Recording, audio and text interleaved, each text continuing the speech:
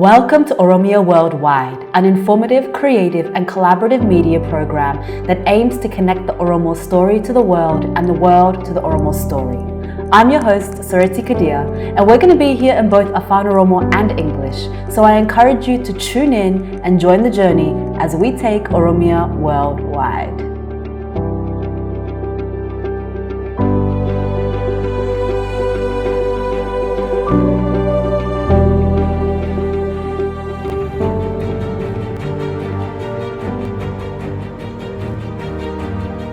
Welcome everyone to the first installation of Oromia Worldwide, where I'll be covering news and events in Oromia, Ethiopia, the region, the broader continent, and the world. My name is Soreti Kadir, and I'm going to be your host.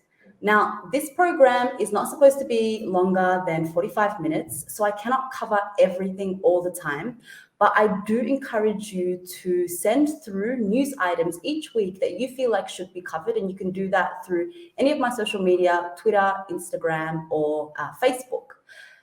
Other things that you can expect from me on this program are special feature programs that could include long-form interviews, short documentaries, and other creative multimedia projects. So without further ado, let's get into what we have for today. The Oromo Liberation Army has released a brief manifesto titled From Armed Struggle to the Prospect of Peace.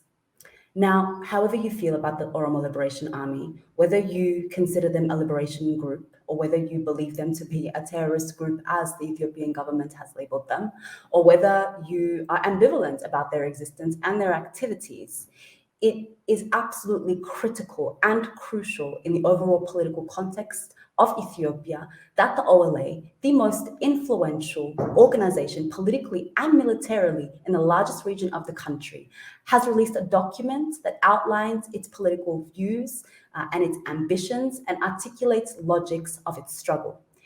And so you can find the full document, which is about 14 pages, on its website, which you'll find here on the screen. But I want to highlight some points from the manifesto here that I found interesting and that stood out to me. Now, on the first page, there are 3 key reasons that have been written as to what the OLA fight for. I want to focus on the first 2.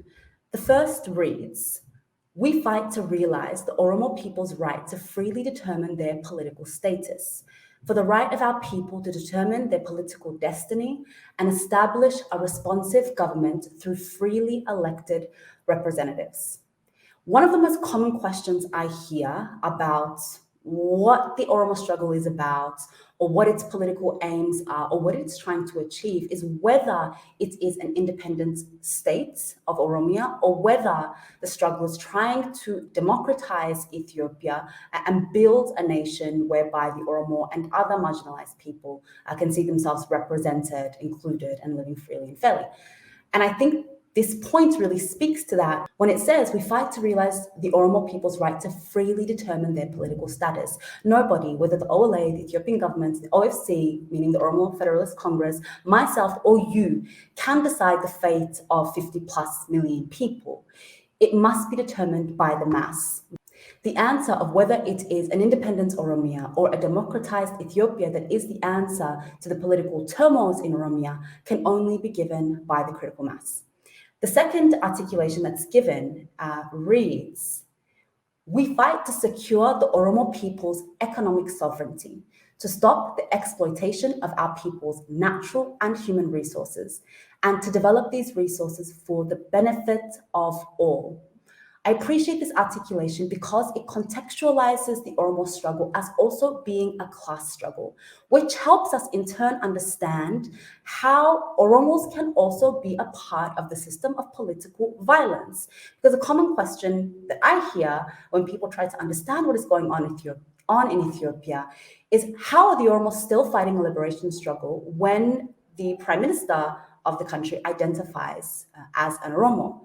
Well, part of the answer is here, and it's also in the second point that I want to come to after this, is that if economic sovereignty and if economic freedom and if economic equity has not been achieved, i.e. the resources of this extremely resource-rich land are not benefiting all people who call that land home, then we cannot call ourselves a liberated people. And if leadership, governments are not interested in forwarding that kind of change, then the revolution and the liberation struggle must continue. So I appreciate this articulation. Then if we come down to further emphasize this point or this question of why is there still a liberation struggle when we have an Oromo identifying prime minister of the country? On page 2, what we see written is the Oromo Ero, who led the social protest movement, and the OLA fighters are two faces of the same phenomenon. As such, preserving the victories gained on the back of the Oromo Ero revolution was the OLA's political priority. And let's pay attention right here. However, the hope of democratization quickly evaporated once a backward-looking clique snatched political power, put forth a nostalgic vision of a unitary state with a centralized power structure, and vowed to wage genocidal wars against all nations to ensure the restoration of the old order. In the face of the incumbent regime's aggression and violence to push its agenda forward, armed struggle became the only means of fighting for our national survival. Our fight is legitimate because the right to resist tyranny is an inalienable human right. So a really straightforward answer to why the Oromo struggle exists while there is an Oromo identifying prime minister is because repression, state violence, political violence continues under the leadership of Abiy Ahmed said. I always say that it was never a demand of the Ero movement, of the social movement that saw the collapse of 27 plus years of tyranny in Ethiopia to see the country led by an Oromo or an Oromo identifying person. Though I think logically we all, the international community, the internal community in Ethiopia, diaspora, all believed that somebody who was an Oromo would be sympathetic, empathetic, understanding about how to answer the Oromo political questions in the context of Ethiopia and move the country forward towards a direction of healing, reconciliation, progress, and freedom. Because that has not been the case, because there has not been an interest to do the work of transforming the country, taking it forward, and moving beyond tyranny, again, the struggle continues. And as said here, the struggle, one of the forms it takes is armed struggle. Briefly, on page 3, 4, and 5, under the subheading Our Institutional Independence, there's a detailed and very transparent articulation given about the relationship between the Oromo Liberation Front and the Oromo Liberation Army and what is meant when we see written OLF OLA High Command. This is an important distinction because there have been, as I've heard over this last 1-2 years, questions about the relationship between the two institutions, and it is clearly articulated here. Then moving on, underneath the subheading Our Army, across pages 5 and 6, the OLA is making a very detailed and extremely logical case defending itself against claims of ethnic cleansing against the Amhara minority that are in Oromia. Now, this is critical because it is one of the most loaded and detrimental accusations made against the OLA and thus the wider Oromo struggle. And it is, in fact, one of the precursors used for the warmongering that we have seen on behalf of the Amhara regional states and the Fano militia in Western Wallaga, and now also in the Wollo province of the Amhara regional state, which we'll talk about what's going on in Wollo later on in the program. Now, if we can get past dogma, which this manifesto, in my opinion, really helps us to do, we can see that the Amhara minority in Oromia are not only safe, but can and will thrive in the context of a liberated Oromia. But it is important that the OLA has dealt directly with these accusations in this document. And that paragraph also ends with an articulation that the organization has made repeatedly, which is that they are open to an independent investigation against these accusations in Oromia. Now, lastly, from the document, I just want to read a paragraph that I personally found quite moving. It reads, though last drop of our blood to overcome the threat to our survival as a people, we are equally committed to peacemaking. As Oromo, we understand peace, naga, is the foundation and a prerequisite of a properly functioning political system, religious rituals, social relations, and moral order. Among the Oromo, Naga is key to an orderly universe and a strong, prosperous, and self-reliant society. War is never our choice. It is not our goal. We desire peace and its attendant social and economic benefits of our people. We believe in a negotiated peace that produces a lasting political settlement that accommodates our people's age-old demands and honors our sacrifices. You know, when I think about the century-plus long violence that the Oromo people and Oromia has been under, I often think about it as Safu being broken. Now, Safu is an Oromo ideology that describes the relationship between all things that are in existence. And in order to protect that relationship, there is an idea called Chera Foko, which means distance and respect. And when Safu is broken, when boundaries are crossed, when respect has been violated, violence ensues and things can become not just chaotic, but full of death, despair, and grief. And I often think that what happened at the point of colonization, what has continued over the last century, is a deep breach of Safu, and that our liberation struggle, in many ways, is striving to restore this broken Safu, to restore this Chera Foko. So personally, I really appreciate that these concepts, these ideas, this language that is really the core, that sits at the core of what it means to be an Oromo, has been used in the manifesto. I congratulate the Oromo Liberation Army on publishing this critical document. So moving on, this week we also saw the formation of an Oromo Synod in the Orthodox Church in Ethiopia. So this means that a clergy was established, if you will, of 26 people who represent different parts of Oromia and serve the Oromo Orthodox population in the region, and an Oromo patriarch was voted and established to lead the synod. The elected patriarch is Abuna Sawiros. Now, lots of opinions have been shared since this announcement. Now, some think that it is a radical move in the context of the broader Oromo struggle for socio-political equity. Others think that there is no point in trying to reform one of the institutions that was very literally a leader in the conquest and the colonization of Oromia.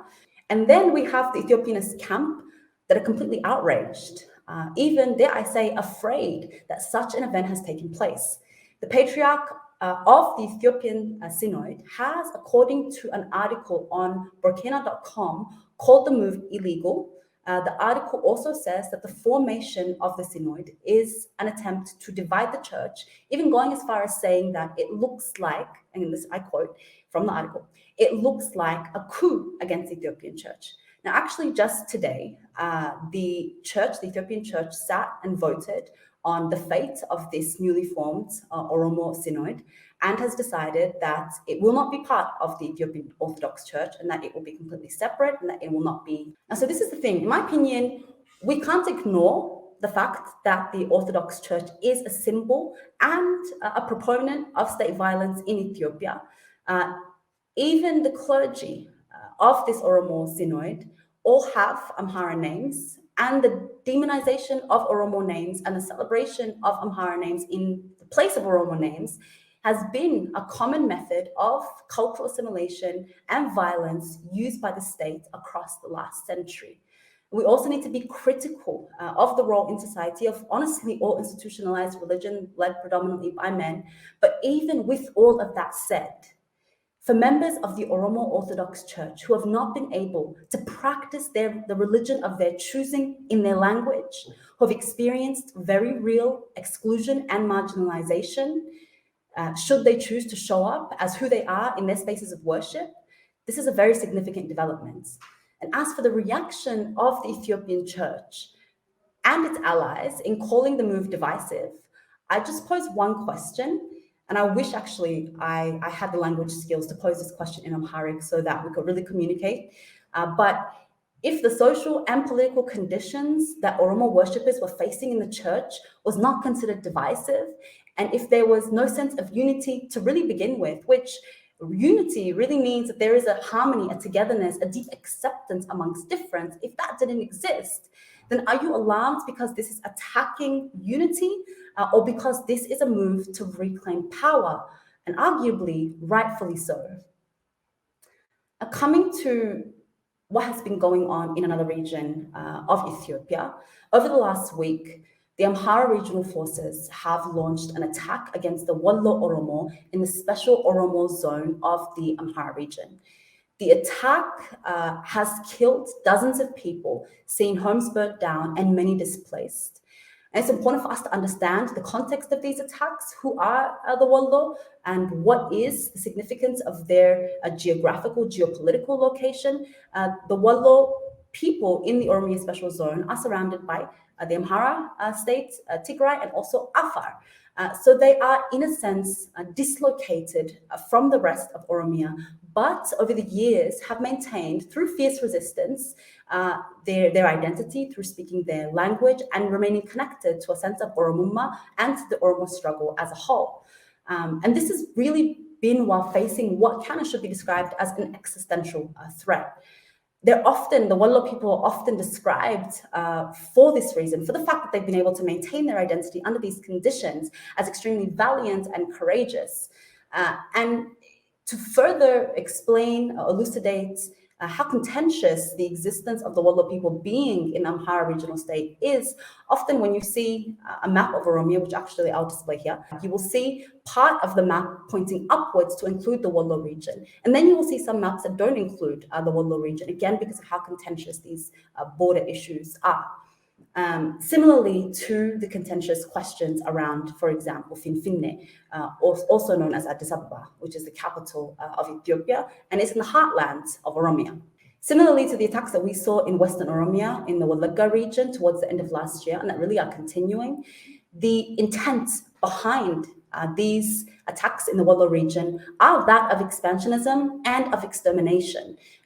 We can and should be calling this a genocidal campaign. Also very similarly to what we saw happening in the Western Tigray region during the Tigray War.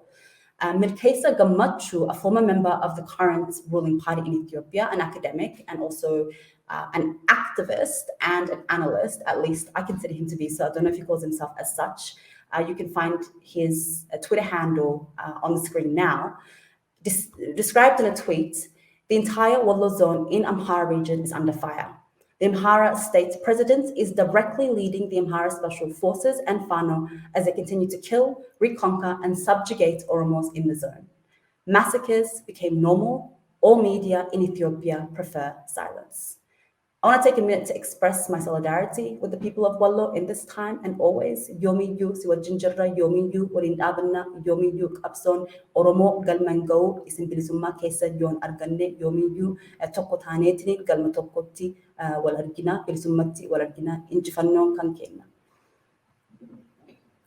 Now, part of a wider crackdown on Oromuma, on Oromo political and cultural existence, has been really across the existence of Ethiopia, an attack on Oromo artists, who particularly, and not only, but particularly, who express political sentiments in their music or other art forms.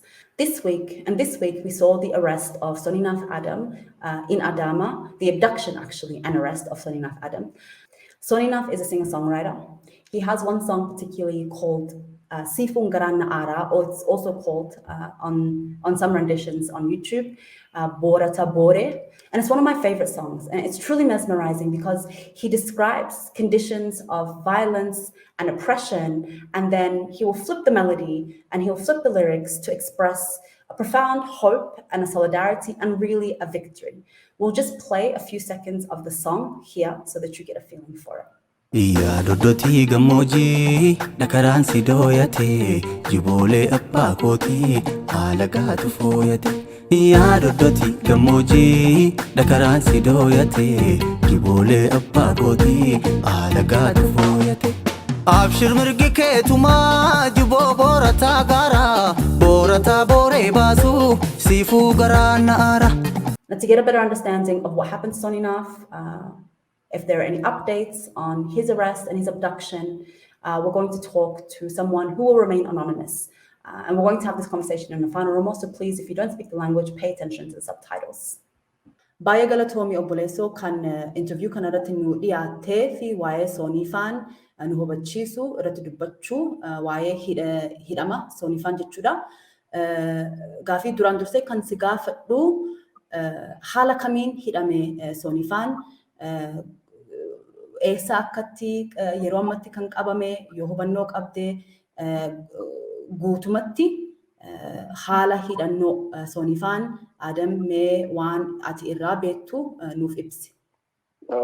Artist Soninaaf Adem namni hunduuni beekaa artistiidha. Sababni inni hidhameef sababuma tokko illee hin qabu. Sababni isaa Oromoo waan ta'a malee. Soninaaf Adem gaafa duraa magaalaa Adaamaa keessatti qabanii ganda kushanan bakka jedhamutti poolisiidhaan achi geessanii achirraa fuudhanii iddoo inni itti hidhame sanis jijjiiranii naannoo biraa olii gadi gara Arsii Asallaas geessanii turanii. Isa qofa osoo hin ta'in saahiba hiriyyaa isaa Abdallaa barsiisaa Abdallaa isa jedhamu wajjin qaban gaafsan. Innis gaafa qabamu kana yakka tokko malee badii tokko malee akkasuma immoo nama akkuma nama hawaasa tokkotti nama jiraataa jirudha. Kana haala kanaan qaban Soninaaf gaafsan. Baay'ee galatoomii. Odeeffannoo waa'ee mana murtiitti dhiyaachuu isaa wanta akkasii dhageettee jirtaa? Mana murtiitti silaa akka teera biyya kanaatti mana murtii sa'aatii 24 keessatti akka mana murtiitti dhihaatan jedhama. Garuu sa'aatii san keessattis hin dhiyeessine haga ammatti mana murtii dhiyeessine jedhanii mana murtii geessuu osoo hin taane isaan fuudhanii idduma mana hidhaa san jijjiiranii malee mana murtii wanti geessan hin jiru. Guyyaa duraa ammoo guyyaa tokko akkas bakki jarri bu'es bakka isaan geessanis mana hidhaa jijjiiran sanis naannoo sanis namatti himaa turre namoota ija ragaa isaan gaafachuuf naannoo sanitti socho'an ammootu iddoo isaan jiran baruu namoota barbaadan hedduu isaa doorsisuu fi hidhuu fi maal jechuu wantoota akkasii irratti miidhaan akkasii irra gahaa ture. Baay'ee galatoomii. Amma biyya san keessatti mootummaa adda addaa jalatti artistoota Oromoo karaa sirbas ta'ee karaa aartii dalagaa biras ta'ee artistoonni Oromoo dargaggoon keenya kan aartii hojjetanii daraarama baay'ee arganii jiran, miidhama baay'ee arganii jiran, hidhamuu, ajjeefamuu, maqaa Hacaaluus dha'uu dandeenya. Dhimma kanarratti wanta waggaa baay'ee fi nurratti gaggeeffamaa ture. Wanta Soninaafaan Adem keessatti of argaa jiru yeroo ammatti akka nama tokkotti akka yaada keetitti maal inni kan mootummaa kan Oromoo daraaruu barbaadu maal inni kan gara artistoota Oromoo dhufeetiniin daraara kana geggeessanii jetteetiniin yaaddi maal inni kan artistoonni Oromoo qabu kan isaan irratti xiyyeeffataniitiniin cabsuu barbaadan.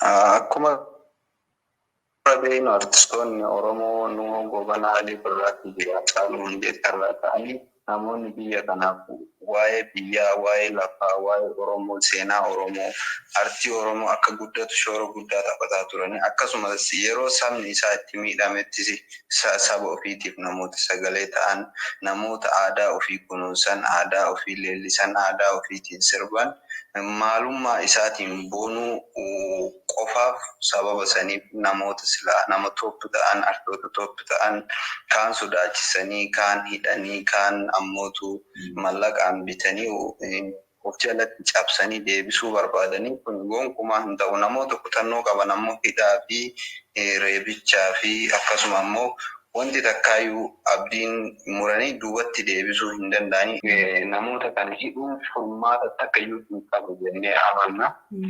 Baay'ee si galateeffadha. akka nama Oromoo tokkotti not only asitti dhiyaachuu kan keef qofaa osoo hin taane uummata kan keetiif waan sagalee har'a taateef baay'ee galatooma.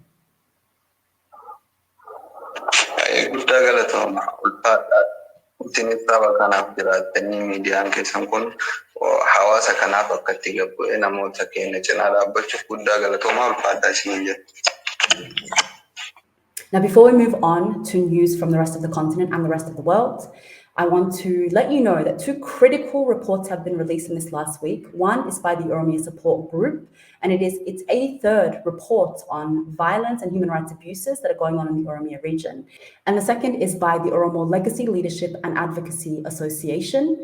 I want to encourage the international community and all allies, people, whether you are CSOs, individuals, community-based organizations, artists, or just curious, interested, concerned parties about what is going on in Oromia. I really encourage you to pay attention to all 3 of the documents that I have mentioned in this program: the brief manifesto released by the Oromo Liberation Army, this report by the Oromia Support Group, and also the report released by the Oromo Leadership, Legacy and Advocacy Association. Now to news in the southern part of the continent. Pro-democracy human rights activist Thulani Maseko was shot through the window of his home whilst with his family on the 21st of January 2023.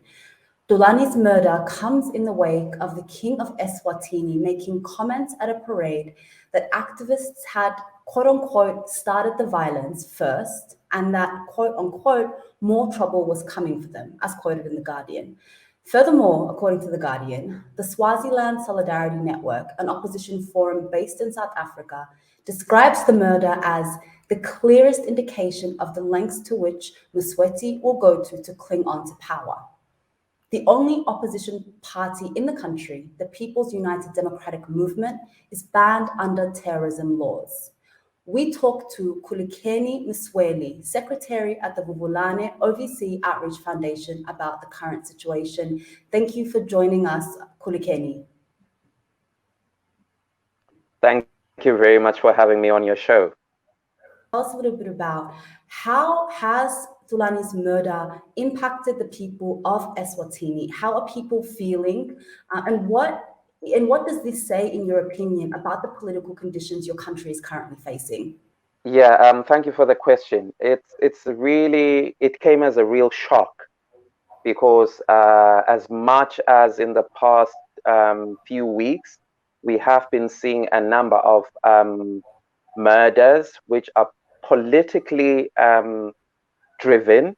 So, but the assassination, I will call it an assassination, of Thulani Maseko has really rocked us to our core, because he's someone who really stood for everything we believe in humanity, in terms of not only just being a human rights lawyer, but as within the context of Eswatini being such a small country and not even having as many human rights defenders as maybe bigger countries.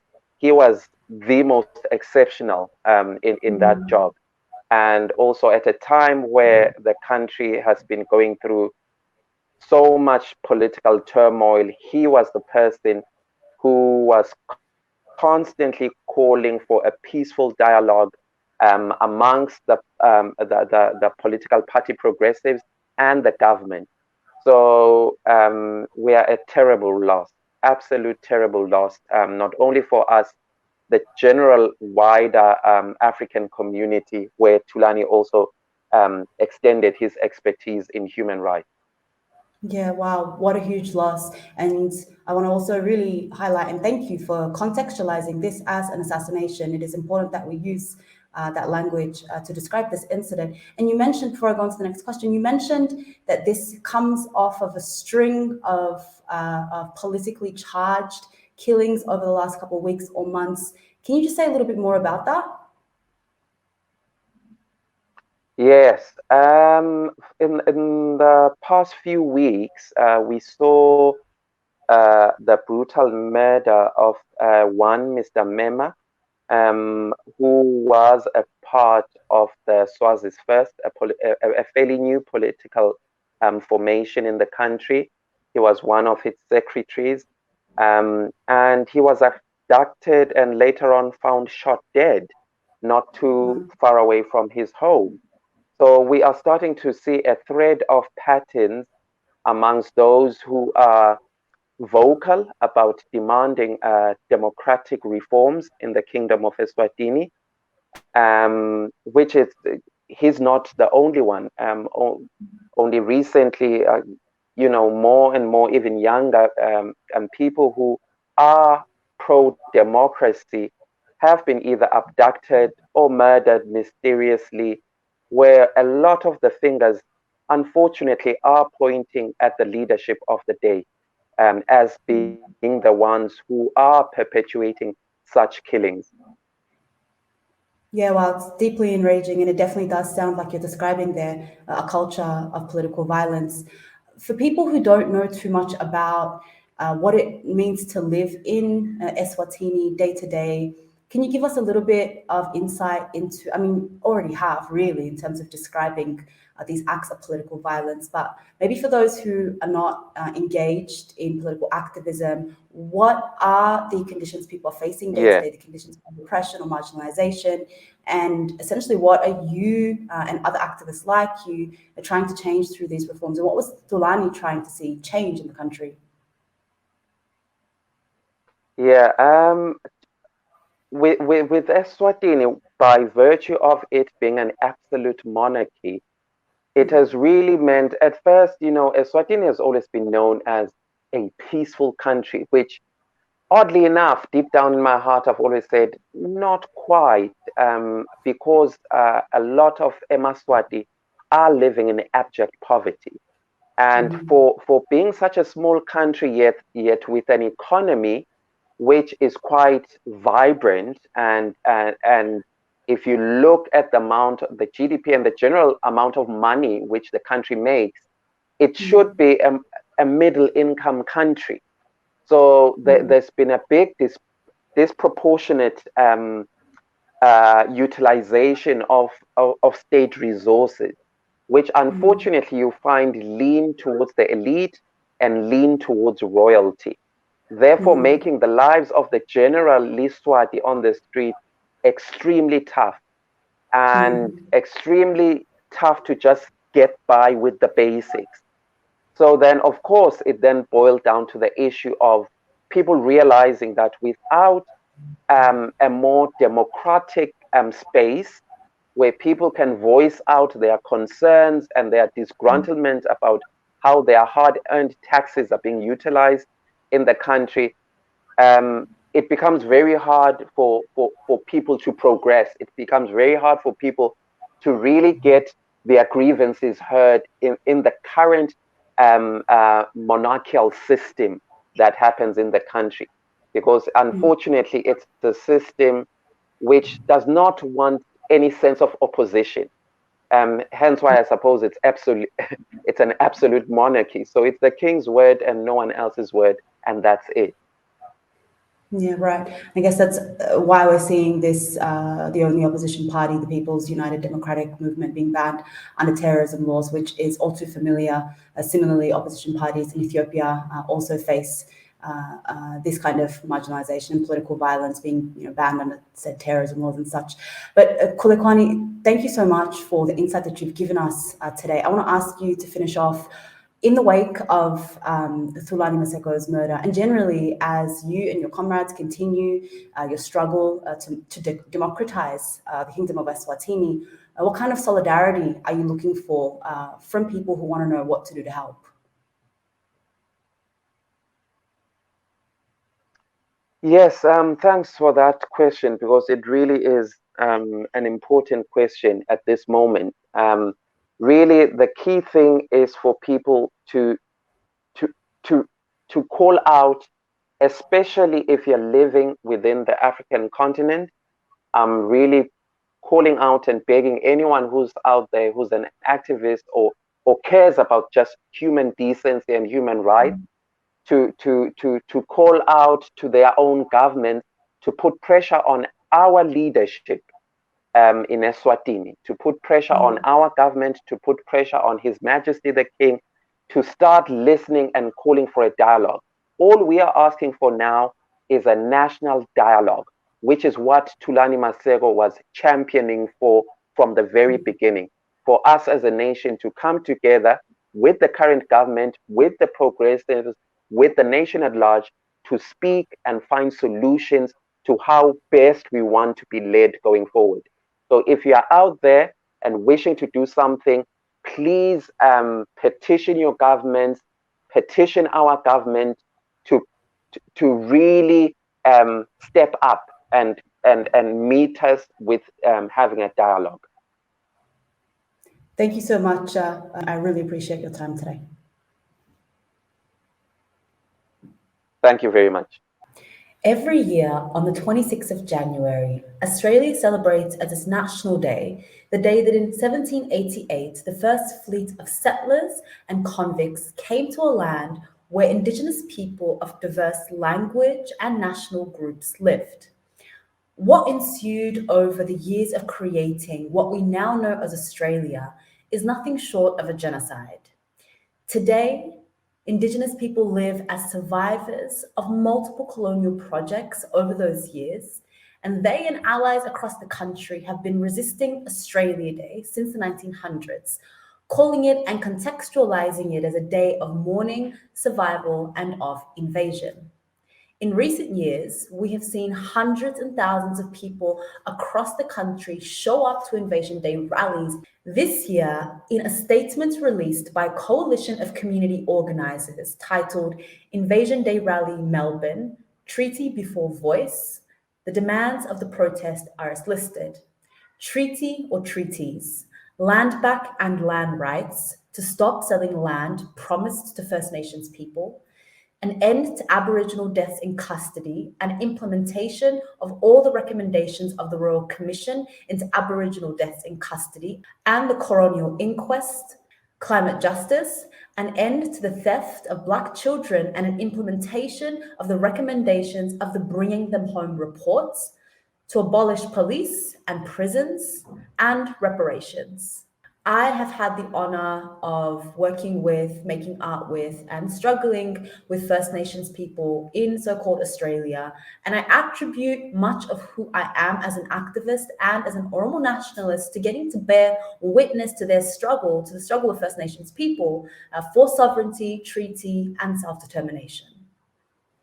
Now, to get a better understanding of what Invasion Day felt like and looked like, particularly in Melbourne today, so we have the honor and privilege of being joined today by Idu Ali, a community organizer, a youth worker, and a member of the Somali diaspora. Thank you so much for being here, Idu. I know it's late, so I really appreciate you making the time to join us.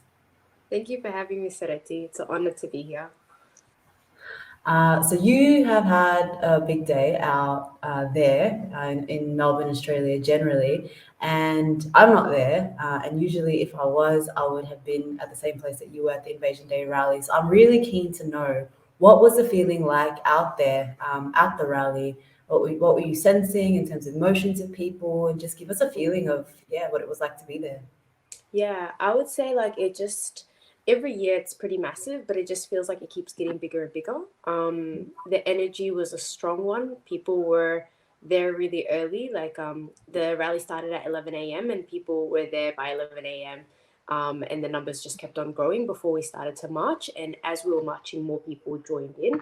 The number of marshals was really massive as well. Like normally, for the last few years, I've marshaled instead of being a regular protester, and this is the first year in maybe 4 or 5 years that I've just protested, and I wanted to spend time with my family. A little bit injured my foot, so I thought probably not the best decision to be a marshal, but they had 110 marshals, so Wow. it's pretty incredible, and a lot of new marshals. I saw a lot of new faces, so it really makes me think, if it just keeps growing, who's going to be left to actually celebrate Australia Day if all of us are in support of invasion, like Invasion Day and the concept of Australia Day, Australia not being existent, Australia being a fallacy, a colony, that Invasion Day is actually in solidarity with First Nation people who are the sovereign people of this land and the people who should be governing this land. Yeah, wow. And you said, who's going to be left to be celebrating Australia Day if we're seeing this much support, for Invasion Day, which really leads me to my next question. In your view, how is the state and its allied institutions responding to this increase of support for Invasion Day, or for the 26th of January actually being a day of invasion, mourning, survival, and a Yeah. decrease of support for it being your National Day or Australia Day? Yeah, I guess me saying who's going to be left to support it is like from a place of optimism, place of feeling really good seeing the amount of solidarity that was out there today. Realistically, we know how systems of oppression work and how they're really good at strategy. In terms of even Australia being a place, well, not Australia, but I guess this continent being colonized and renamed Australia. The reason why it was able to be so successful is after multiple colonial projects being practiced on the continent, first and foremost, Africa and a lot of other places before coming here.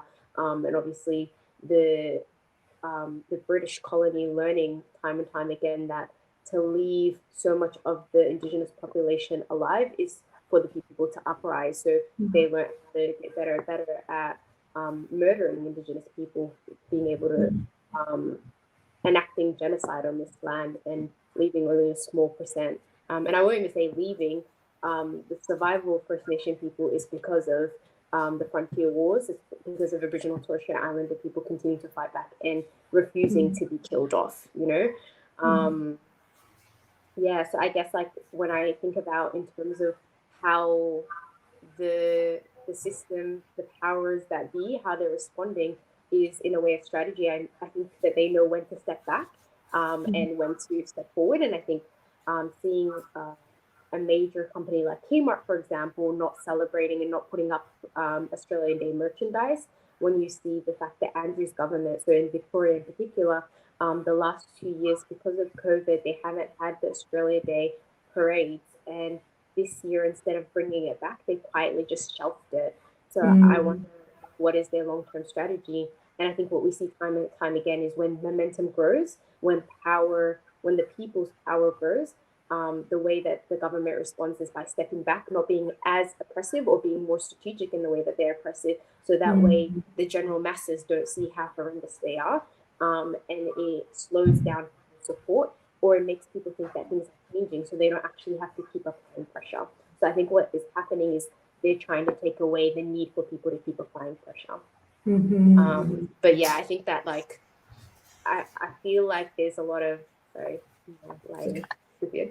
but I feel like a lot more people's understanding is shifting from this idea of we don't celebrate Australia Day on this day to actually being like there's actually no day to celebrate Australia Day. We need to abolish the day. But then people even having a more nuanced discussion, and this isn't to say First Nation people, because First Nation people have been having this nuanced discussion for a long time and have been being able to have supporting other communities and other people who live here to have that conversation. But I think a lot of us are we're seeing our community members actually feel like it's more than just this day, it's this whole colony that we need to get rid of.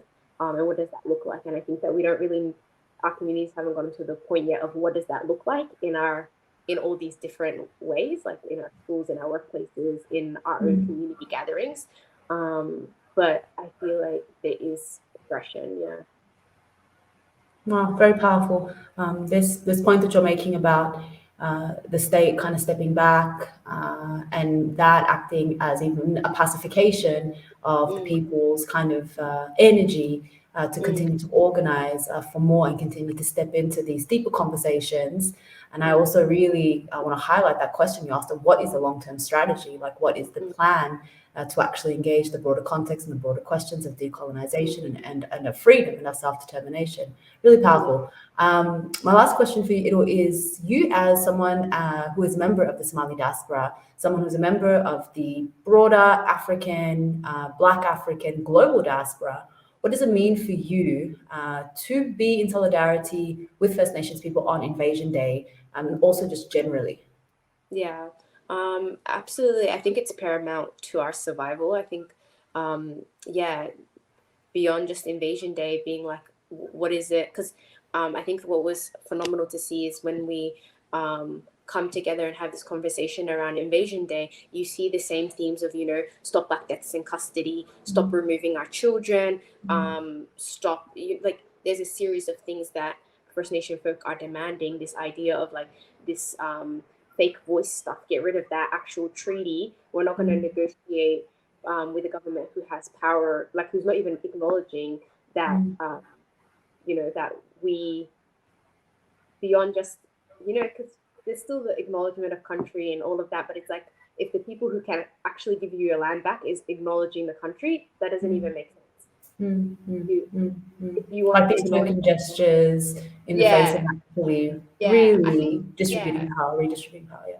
Exactly. And I feel like the people can acknowledge country because the people are reminding what it is. But the people who have control of the land, it's not their place to acknowledge, it's their place to give back. So I think for me, being part of the Somali diaspora, it's really important to me that we're seeing our positionality in this place as people who are guests here, as people who, and I think more than, I think that sometimes a lot of solidarity looks like people pacifying themselves and positioning themselves as, as people who are oppressors. And I feel like definitely we have a part to play as people who benefit from oppression and at times enact oppression. But I think that there's more strength in us actually seeing ourselves as people who are fighting alongside First Nation people as for freedom, and seeing our place as people who actually experience oppression, who experience anti-Blackness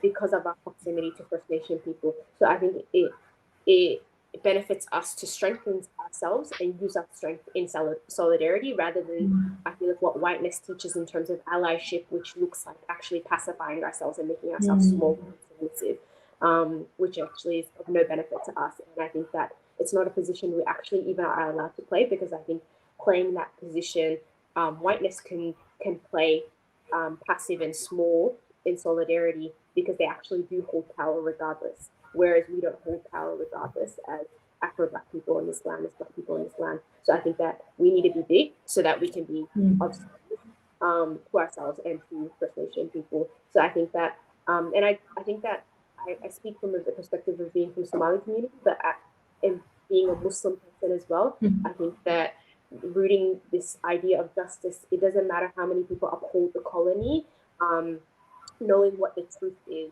and not allowing everybody else, if everybody else prescribes to a lie, it doesn't, like, the Prophet Ibrahim, alayhi salam, everybody was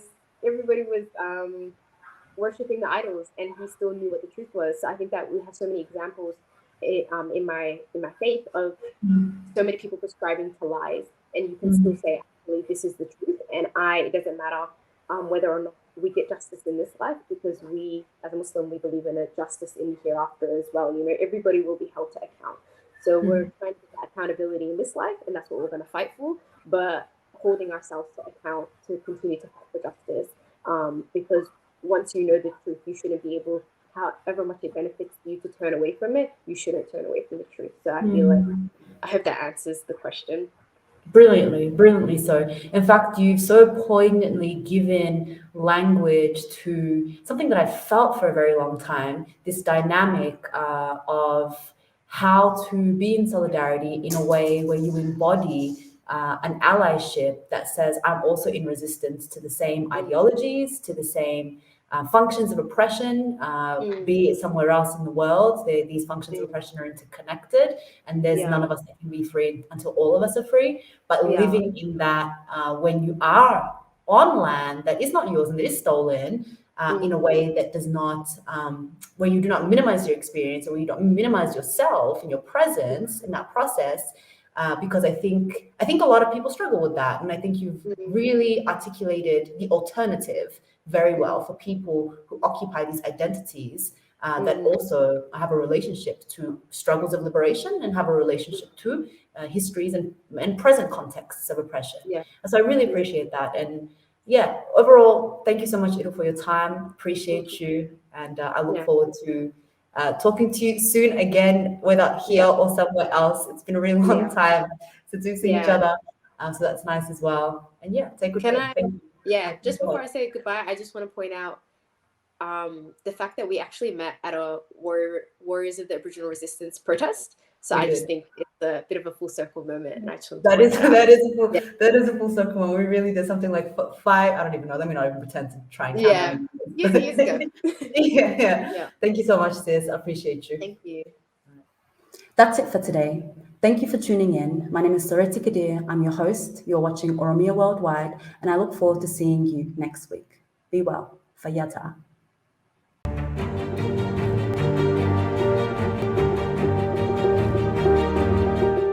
Welcome to Oromia Worldwide, an informative, creative, and collaborative media program that aims to connect the Oromo story to the world and the world to the Oromo story.